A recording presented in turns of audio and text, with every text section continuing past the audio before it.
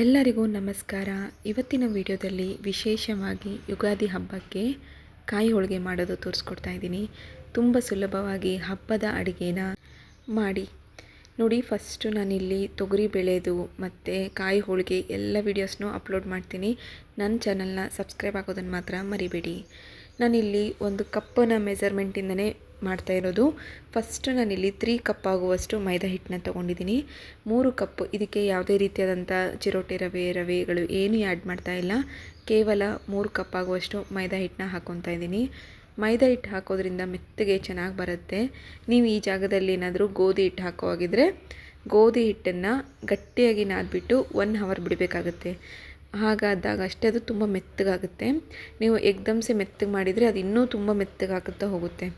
ನಾನಿಲ್ಲಿ ಮೈದಾ ಹಿಟ್ಟನ್ನೇ ತೊಗೊತಾ ಇರೋದು. ಮೈದಾ ಹಿಟ್ಟಿನಿಂದ ಮೆತ್ತಗೆ ಚೆನ್ನಾಗಿರುತ್ತೆ. ದಿನವಿಡೀ ಇಟ್ಟರೂ ಕೂಡ ಕೆಡೋದಿಲ್ಲ. 3 ಕಪ್ ಮೈದಾ ಹಿಟ್ಟಿಗೆ ನೀಟಾಗಿ ಸ್ವಲ್ಪ ಎಣ್ಣೆನ ಹಾಕ್ಬಿಟ್ಟು ಚೆನ್ನಾಗಿ ನಾದ್ಕೋಬೇಕು. ಈಗ ನೋಡ್ತಾ ಇದ್ದೀರಲ್ಲ, ಈ ರೀತಿ ನಾದ್ಬಿಟ್ಟು ಸ್ವಲ್ಪ ಕೈಗೆ ಎಣ್ಣೆ ಹಚ್ಕೊಂಡು ಮತ್ತೆ ಇನ್ನೊಂದು ಸತಿ ನಾದ್ಕೊಳ್ಳೋಣ. ಎಷ್ಟು ಮೆತ್ತಗಾಗುತ್ತೋ, ಎಷ್ಟು ಸ್ಮೂತ್ ಆಗುತ್ತೋ ಅಷ್ಟೇ ಮೃದುವಾಗಿ ಬರುತ್ತೆ ಹೋಳಿಗೆ. ಹಾಗಾಗಿ ಒಂದು 10 to 15 ಮಿನಿಟ್ಸ್ ಮುಂಚೆ, ಈಗ ನಾವು ಕೊಬ್ಬರಿ ಹೋಳಿಗೆ ಮಾಡ್ತಾಯಿದ್ದೀವಿ, ಕೊಬ್ಬರಿ ಒಬ್ಬಟ್ಟು ಮಾಡ್ತಾಯಿದ್ದೀವಿ ಅನ್ನೋಕ್ಕಿಂತ ಮುಂಚೆನೇ ಹಿಟ್ಟನ್ನ ನಾದ್ಕೊಂಬಿಡ್ಬೇಕು. ಅಂದಾಗ ಮೆತ್ತಗೆ ಬರುತ್ತೆ ನೋಡಿ. ಇವಾಗ ರೆಡಿ ಆಗಿದೆ ಮೈದಾ ಹಿಟ್ಟು. ಇದನ್ನು ಒಂದು ಬಾಕ್ಸ್ನಲ್ಲಿ ಹಾಕಿ ಸೈಡಿಗೆ ಇಟ್ಕೊಂಡ್ಬಿಡೋಣ. ಒಂದು ಕಂಟೈನರ್ ತೊಗೊಳ್ಳಿ, ಅದರಲ್ಲಿ ಬೇಕಾದ್ರೆ ಸ್ವಲ್ಪ ಎಣ್ಣೆನ ಹಾಕ್ಬಿಟ್ಟು ಸೈಡಿಗೆ ಇಟ್ಕೊಂಡ್ಬಿಟ್ರೆ ಮುಗೀತು. ನೆಕ್ಸ್ಟ್ ಬಂದುಬಿಟ್ಟು ನಾನಿಲ್ಲಿ ಒಣ ಕೊಬ್ಬರಿ ಹೋಳಿಗೆ ಮಾಡ್ತಾ ಇರೋದು. ಹಾಗಾಗಿ ಇಲ್ಲಿ ಕೊಬ್ಬರಿ ಪುಡಿ ಸಿಗುತ್ತೆ ಮಾರ್ಕೆಟ್ನಲ್ಲಿ ಅಥವಾ ಕಿರಾಣಿ ಅಂಗಡಿ ಶಾಪ್ನಲ್ಲಿ ಎಲ್ಲೋದ್ರೂ ಕೂಡ ಕೊಬ್ಬರಿ ಪುಡಿ ಸಿಗುತ್ತೆ. ಈ ರೀತಿ ಕೊಬ್ಬರಿ ಪೌಡರ್ನ ತೊಗೊಂಡು ಬಂದು ನಾನು ಮಾಡ್ತಾ ಇರೋದು. ನಿಮ್ಮ ಹತ್ರ ಏನಾದರೂ ಒಣ ಕೊಬ್ಬರಿ ಮನೆಯಲ್ಲೇ ಇದ್ದರೆ ಅದನ್ನು ಚೆನ್ನಾಗಿ ಮಿಕ್ಸಿಗೆ ಹಾಕ್ಕೊಂಡು ಮಾಡ್ಕೊಳ್ಳಿ. ಈಗ ಇಲ್ಲಿ ಅಳತೆ ನೋಡ್ಕೊಳ್ಳೋಣ. ನಾನಿಲ್ಲಿ 2 ಕಪ್ ಆಗುವಷ್ಟು ಕೊಬ್ಬರಿ ಪುಡಿನ ತೊಗೊಂಡಿದ್ದೀನಿ, ಪೌಡರ್ನ ತೊಗೊಂಡಿದ್ದೀನಿ. ಕರೆಕ್ಟಾಗಿ ಮೆಜರ್ಮೆಂಟ್ ಪ್ರಕಾರ ಮಾಡೋದ್ರಿಂದ ಯಾವುದೇ ರೀತಿಯಾದಂತಹ ಪ್ರಾಬ್ಲಮ್ ಆಗೋದಿಲ್ಲ. ಫಸ್ಟ್ ಟೈಮ್ ಏನಾದರೂ ಮಾಡ್ತಾ ಇದ್ದೀರಂದರೆ ತುಂಬ ಮೆದುವಾಗಿ ಬರಬೇಕು ಅನ್ನೋ ಹಾಗಿದ್ದರೆ ಕರೆಕ್ಟಾಗಿ ಮೆಜರ್ಮೆಂಟ್ ಇಂಪಾರ್ಟೆಂಟ್ ಇರುತ್ತೆ. 2 ಕಪ್ಪಿಗೆ ನಾನು ಯಾವ ಕಪ್ ಬಳಸ್ತಾ ಇದ್ದೀನಲ್ಲ ಅದೇ ಕಪ್ನಲ್ಲೇ ಮಾಡ್ತಾ ಇರೋದು. 2 ಕಪ್ ಕೊಬ್ಬರಿಗೆ 1 ಕಪ್ ಆಗುವಷ್ಟು ಬೆಲ್ಲನ ತೊಗೊಂಡಿದ್ದೀನಿ. ಸ್ವಲ್ಪ ನೀರನ್ನು ಹಾಕ್ಕೋಬೇಕು. ಕರಗಿಸ್ಕೊಳಕ್ಕೆ ಎಷ್ಟು ನೀರು ಬೇಕಾಗುತ್ತೋ ಅಷ್ಟೇ. ಇಲ್ಲಿ ಪಾಕ ಬೇಡ, ಈಸಿಯಾಗಿ ಮಾಡ್ಕೋಬೋದು. ಪಾಕ ಬೇಕಂತಲೇ ಇಲ್ಲ. ಕೊಬ್ಬರಿ ಹೋಳಿಗೆನ ತುಂಬ ಸುಲಭವಾಗಿ ಮಾಡ್ಕೋಬೋದು. ನಾನಿಲ್ಲಿ ಬರೀ ಕರಗಿಸೋಕ್ಕೋಸ್ಕರ ನೀರು ಹಾಕ್ಕೊಂಡಿರೋದು. ಇನ್ನೂ ಸ್ವಲ್ಪ ನೀರನ್ನು ಹಾಕ್ಕೊಂಡ್ರು ನಡೆಯುತ್ತೆ.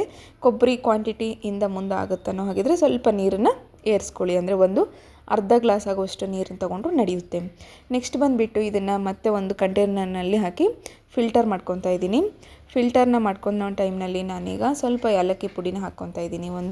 2 ಏಲಕ್ಕಿನ ಕುಟ್ಟಿ ಪುಡಿ ಮಾಡಿ ಹಾಕ್ಕೊತಾ ಇದ್ದೀನಿ. ನೋಡಿ, ಇವಾಗ ಪಾಕ ಏನು ಬಂದಿಲ್ಲ, ಬಟ್ ಪಾಕ ಬರೋ ಟೈಮ್ ಬಂದಿದೆ ಅನ್ನೋ ಅಂದರೆ ಫುಲ್ ಪಾಕ ಮಾಡಬಾರ್ದು. ಜಸ್ಟ್ ಪಾಕದ ಕನ್ಸಿಸ್ಟೆನ್ಸಿ ಬಂದಾಗ ನಾವೇನು ಮಾಡಬೇಕಪ್ಪ ಅಂತಂದರೆ ಕೊಬ್ಬರಿ ಪೌಡರ್ನ ಏನು ಸೈಡಿಗೆ ಇಟ್ಕೊಂಡಿದ್ವಲ್ವ ಅದನ್ನು ಮಿಕ್ಸ್ ಮಾಡ್ಕೋಬೇಕಾಗುತ್ತೆ. ಈ ರೀತಿ ಮಿಕ್ಸ್ ಮಾಡಿಕೊಂಡು ಒಂದು 2 ನಿಮಿಷ ಕುದಿಸೋದ್ರಿಂದ ಕೊಬ್ಬರಿ ಮತ್ತು ಬೆಲ್ಲ ಎರಡೂ ಕೂಡ ಪರ್ಫೆಕ್ಟಾಗಿ ಮಿಕ್ಸ್ ಆಗುತ್ತೆ. ನೋಡಿ, ಇವಾಗ ಎಷ್ಟು ಕರೆಕ್ಟಾಗಿ ಮಿಕ್ಸ್ ಆಗಿದೆ. ಇದನ್ನು ಇನ್ನೊಂದು 2 ಸತಿ ಮಿಕ್ಸ್ ಮಾಡ್ಕೊಂಡ್ಬಿಟ್ರೆ ಸಾಕು. ಇದನ್ನು ನೀವು ಹಾಗೆ ಗ್ಯಾಸ್ ಮೇಲೆ ಕುದಿಸ್ಕೊತಾ ಇಡಬಾರ್ದು. ಯಾಕಂತಂದರೆ ಇದು ಗಟ್ಟಿ ಆಯಿತು ಅಂದರೆ ಸ್ವಲ್ಪ ಕಲ್ಲು ಟೈಪ್ ಆಗಿಬಿಡುತ್ತೆ. ಹಾಗಾಗಿ ಇದನ್ನು ಫ್ಲೇಮ್ನ ಬಂದ್ ಮಾಡ್ಕೊಂಡ್ಬಿಡ್ಬೇಕು. ನಾನಿವಾಗ ಫ್ಲೇಮ್ನ ಬಂದ್ ಮಾಡ್ಕೊಂಡ್ಬಿಟ್ಟು ಒಂದು ಸತಿ ಮಿಕ್ಸ್ ಮಾಡ್ಕೊತಾ ಇದ್ದೀನಿ. ಕೊಬ್ಬರಿ ಮತ್ತು ಬೆಲ್ಲ ಎರಡೂ ಕೂಡ ಕರೆಕ್ಟಾಗಿ ಬಂದಿದೆ ಅನ್ನೋದಕ್ಕೆ ಒಂದು ಏನಪ್ಪ ಅಂತಂದರೆ ಕೈಯಲ್ಲಿ ತೊಗೊಂಡು ತೋರಿಸ್ತಾ ಇದ್ದೀನಿ ನೋಡಿ. ಈ ರೀತಿ ಮುಟ್ಟಿದಾಗ ಏನಾಗಿದೆ, ಉಂಡೆ ಆಗ್ತಾ ಇರಬೇಕು. ಉಂಡೆ ಆಗ್ತಾ ಇದೆ ಅಂದಾಗ ನಾವು ಮಾಡ್ಕೊಂಬಿಡ್ಬೋದು.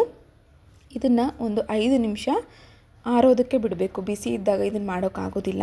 ಒಂದು 5 ನಿಮಿಷ ಬಿಟ್ಟಾಗ ಏನಾಗುತ್ತೆ ಅಂತಂದರೆ ಇದರಲ್ಲಿ ಇರುವಂತಹ ಬೆಲ್ಲದ ನೀರು ಏನಾದರೂ ಇತ್ತಂದ್ರೂ ಕೂಡ ಅದು ಡ್ರೈ ಆಗುತ್ತೆ. ಹಾಗಾಗಿ ಒಂದು 5 ನಿಮಿಷ ಬಿಟ್ಟರೆ ಸಾಕಾಗುತ್ತೆ. ಈಗ ಕೊಬ್ಬರಿ ಹೂರಣ ರೆಡಿಯಾಗಿದೆ. ಅದನ್ನು ಸೈಡಿಗೆ ಇಟ್ಕೊಂಡು ಬಿಡೋಣ. ನೆಕ್ಸ್ಟ್ ಬಂದುಬಿಟ್ಟು ನಾವೇನು ಮೈದಾ ಹಿಟ್ಟು ನಾದಿಟ್ಕೊಂಡಿದ್ವಲ್ವ, ಈಗ ಅದನ್ನು ತೊಗೊಳ್ಳೋಣ. ಫಸ್ಟ್ ಟೈಮ್ ಯಾರಾದರೂ ಮಾಡ್ತಾ ಇದ್ದೀರಂದರೆ ಉಂಡೆ ನಿಮಗೆ ಗೊತ್ತಾಗ್ತಾ ಇಲ್ಲ ಅಂದರೆ ನಿಮ್ಮ ಹೆಬ್ಬೆರಳಿನಲ್ಲಿಂದ ನೀವು ಕರೆಕ್ಟಾಗಿ ಕಟ್ ಮಾಡ್ಕೊತ ಹೋಗಿ ನಿಮಗೆ ಉಂಡೆ ಎಷ್ಟು ಬೇಕು ಗೊತ್ತಾಗುತ್ತೆ ಕನ್ಸಿಸ್ಟೆನ್ಸಿ. ಫಸ್ಟ್ ಟೈಮ್ ಮಾಡೋರಿಗೆ ಸ್ವಲ್ಪ ಕಷ್ಟ ಆಗುತ್ತೆ. ಹಾಗಾಗಿ ಇದನ್ನು ಕರೆಕ್ಟಾಗಿ ವಿಡಿಯೋನ ಕಂಪ್ಲೀಟಾಗಿ ನೋಡಿ, ನಿಮಗೆ ಈಸಿ ಅನಿಸುತ್ತೆ. ನೋಡಿ, ಇವಾಗ ನಾನು ಒಂದು ಮೈದಾ ಹಿಟ್ಟಿನ ಉಂಡೆನ ತೊಗೊಂಡಿದ್ದೀನಿ. ಈಗ ಇದಕ್ಕೆ ನಾನಿಲ್ಲಿ ರೆಡಿ ಮಾಡ್ಕೊಂಡಿರುವಂತಹ ಕೊಬ್ಬರಿ ಹೋಳಿಗೆಯ ಹೂರಣ ಏನಿದೆ ಅದನ್ನು ಇವಾಗ ಅಪ್ಲೈ ಮಾಡ್ಕೊಳ್ಳೋಣ. ಫಸ್ಟು ನಾನಿಲ್ಲಿ ಲಾಸ್ಟ್ ಎಡ್ಜ್ ಏನಿರುತ್ತಲ್ವ ಅದನ್ನು ಎಣ್ಣೆಯಿಂದ ಸ್ವಲ್ಪ ಕೈಯಿಂದನೇ ತಟ್ಕೋಬೇಕಾಗುತ್ತೆ. ಸೈಡಿಗೆ ಏನಿದೆ ಅದನ್ನು ಸ್ವಲ್ಪ ತಟ್ಕೋಬೇಕಾಗುತ್ತೆ. ಇವಾಗ ಉಂಡೆನ ರೆಡಿ ಮಾಡ್ಕೊಂಡಿದ್ದೀನಿ. ನೋಡಿ ಎಷ್ಟು ಸ್ಮೂತಾಗಿ ರೆಡಿಯಾಗಿದೆ ನೋಡಿ. ಉಂಡೆ ತುಂಬ ಸುಲಭವಾಗಿ ಈಸಿಯಾಗಿ ಮಾಡ್ಕೋಬೋದು ಅಂತ ಹೇಳಿದ್ನಲ್ವ. ಒಂದು ಸತಿ ಕಂಪ್ಲೀಟ್ ವಿಡಿಯೋನ ನೋಡೋದ್ರಿಂದ ನಿಮಗೂ ಕೂಡ ಈಸಿ ಆಗುತ್ತೆ.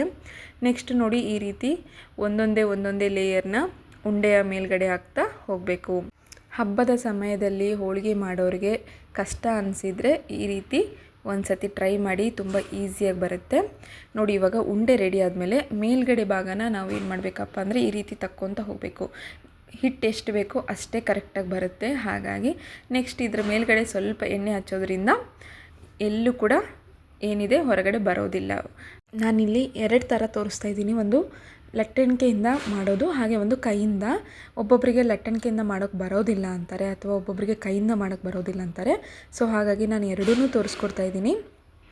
ಇನ್ನೊಂದೇನಪ್ಪ ಅಂತಂದರೆ ಇಲ್ಲಿ ನಾನು ಯಾವುದೇ ರೀತಿಯಾದಂತಹ ಬಟರ್ ಪೇಪರ್ ಏನೂ ತೊಗೊಂಡಿಲ್ಲ. ನಾವು ಅಡುಗೆ ಮಾಡೋದಕ್ಕೆ ಎಣ್ಣೆ ಏನು ಬಳಸ್ತೀವಲ್ವ ಅದೇ ಎಣ್ಣೆದೇ ಪ್ಯಾಕೆಟ್ನ ಕಟ್ ಮಾಡಿ ಹಾಕ್ಕೊಂಡಿರೋದು. ನಿಮ್ಮ ಹತ್ರ ಈ ರೀತಿ ಬಟರ್ ಪೇಪರ್ ಇಲ್ಲ ಅನ್ನೋರು ಈ ರೀತಿ ನಿಮ್ಮ ಮನೆಯಲ್ಲಿ ಯೂಸ್ ಮಾಡುವಂಥ ಆಯಿಲ್ ಏನಿರುತ್ತೆ ಅದನ್ನೇ ಹಾಕ್ಕೊಳ್ಳಿ, ಈಸಿಯಾಗಿ ಬರುತ್ತೆ. ಇದನ್ನು ನೀವೇನು ಹಂಚಿನ ಮೇಲೆ ಹಾಕಬೇಕು ಅನ್ನೋದಿಲ್ಲ, ಏನೂ ಇಲ್ಲ, ಪ್ರಾಬ್ಲಮೇ ಇಲ್ಲ. ಕೈಯಿಂದನೇ ನೀವು ಬಿಂದಾಸಾಗೆ ಹಾಕ್ಬೋದು ನೋಡಿ. ಇವಾಗ ನಾನು ಕೈಯಿಂದನೇ ತೆಗೆದು ಹಾಕಿದ್ದೀನಿ, ಎಷ್ಟು ಚೆನ್ನಾಗಿ ಬಂದಿದೆ ಅಂಥೇಳಿ. ಈಗ ಫ್ಲೇಮ್ನ ಸ್ವಲ್ಪ ಹೈ ಮಾಡಿಕೊಂಡು 2 ಕಡೆ ಬಿಸಿ ಮಾಡ್ಕೋಬೇಕು. ಸ್ವಲ್ಪ ಬಿಸಿ ಆಗಿದೆ, ಒಂದು ಸೈಡ್ ಏನಿದೆ ಕರೆಕ್ಟಾಗಿ ಬೇಯ್ದಿದೆ ಅಂದಾಗ ಇದನ್ನು ಉಲ್ಟಾ ಮಾಡ್ಕೊಂಡು ಹಾಕ್ಕೋಬೇಕಾಗತ್ತೆ.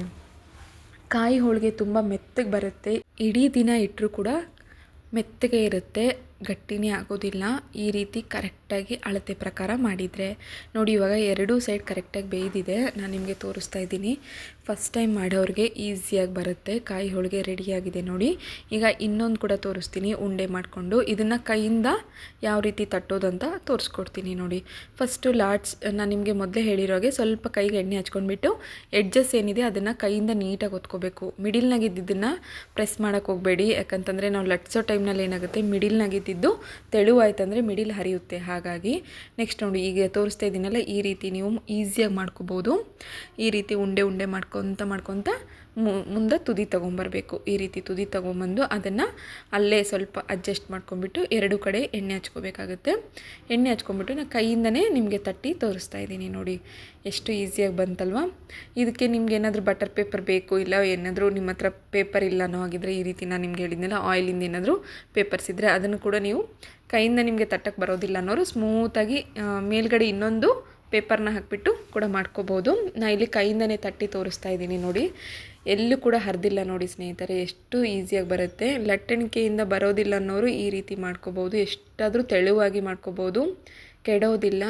ಕರೆಕ್ಟಾಗಿರುವಂಥ ಅಳತೆ ಇತ್ತು ಅಂದರೆ ಹೊರಗಡೆ ಹರಿಯೋದಿಲ್ಲ, ಹೊರಗಡೆ ಹೂರಣ ಕೂಡ ಬರೋದಿಲ್ಲ ನೋಡಿ. ಇವಾಗ ರೆಡಿಯಾಗಿದೆ, ಇದನ್ನು ನಾನು ನಿಮಗೆ ಎತ್ತಿ ತೋರಿಸ್ತೀನಿ, ಈಸಿಯಾಗಿ ಬರುತ್ತೆ ನೋಡಿ. ಒಂದು ಸೈಡಿಂದ ತೊಗೊತ ಹೋಗಬೇಕು, ಈ ರೀತಿ ತಗೊಂಡು ಹಂಚಿನ ಮೇಲ್ಗಡೆ ಹಾಕಬೇಕಾಗತ್ತೆ. ಇಷ್ಟೇ ನೋಡಿ, ಜಾಸ್ತಿ ಸಮಯ ತಗೊಳೋದಿಲ್ಲ. ಕೊಬ್ಬರಿ ಹೋಳಿಗೆ ಅಥವಾ ಕೊಬ್ಬರಿ ಒಬ್ಬಟ್ಟು ಯುಗಾದಿ ಹಬ್ಬದ ವಿಶೇಷವಾಗಿ ಮಾಡ್ತಾರೆ. ಈ ಒಂದು ಹಬ್ಬದ ಅಡುಗೆಯ ವಿಶೇಷವಾಗಿರುವ ಕೊಬ್ಬರಿ ಹೋಳಿಗೆ ಯಾವ ರೀತಿ ಮಾಡೋದು ಅಂತ ನಾನು ನಿಮಗೆ ಇಲ್ಲಿ ತೋರಿಸ್ಕೊಟ್ಟಿದ್ದೀನಿ. ಹಾಗೆ ಇದನ್ನು ಹೆಚ್ಚು ಟೈಮು ಸುಡೋ ಥರ ಮಾಡ್ಕೋಬಾರ್ದು, ಅಂದರೆ ಹಿಂದೆ ಮುಂದೆ ಅಂತ ಬೇಯಿಸ್ಕೊತ ಇರಬಾರ್ದು, ಅದರಿಂದ ರಫ್ ಆಗಿಬಿಡುತ್ತೆ. ಸ್ವಲ್ಪ ಹೊತ್ತು ಒಂದು ಕಡೆ 1-2 ನಿಮಿಷ ಬೇಯಿಸಿದರೆ ಇನ್ನೊಂದು ಕಡೆ ಬೇಯಿಸ್ಕೊಂಬಿಟ್ಟು ಮುಗಿಸ್ಬಿಡ್ಬೇಕು. ಅತಿಯಾಗಿ ಇದನ್ನು ಮಾಡೋದ್ರಿಂದ ಹೂರಣದ್ದೇನಿದೆ ಹೊರಗಡೆ ಬರುತ್ತೆ. ಇನ್ನೊಂದೇನಪ್ಪ ಅಂತಂದರೆ ಜಲ್ದಿ ಇದು ಹೊರಗಡೆಯಿಂದ ಮೈದಾ ಇಟ್ಟಿರೋದ್ರಿಂದ ಜಲ್ದಿ ಸ್ವಲ್ಪ ಗಟ್ಟಿ ಆಗಿಬಿಡುತ್ತೆ, ಕ್ರಿಸ್ಪಿನೆಸ್ ಬಂದುಬಿಡುತ್ತೆ. ಕ್ರಿಸ್ಪಿನೆಸ್ ಬಂದರೆ ಏನಾಗುತ್ತೆ, ಮೆತ್ತಗಿರೋದಿಲ್ಲ ಹೋಳಿಗೆ.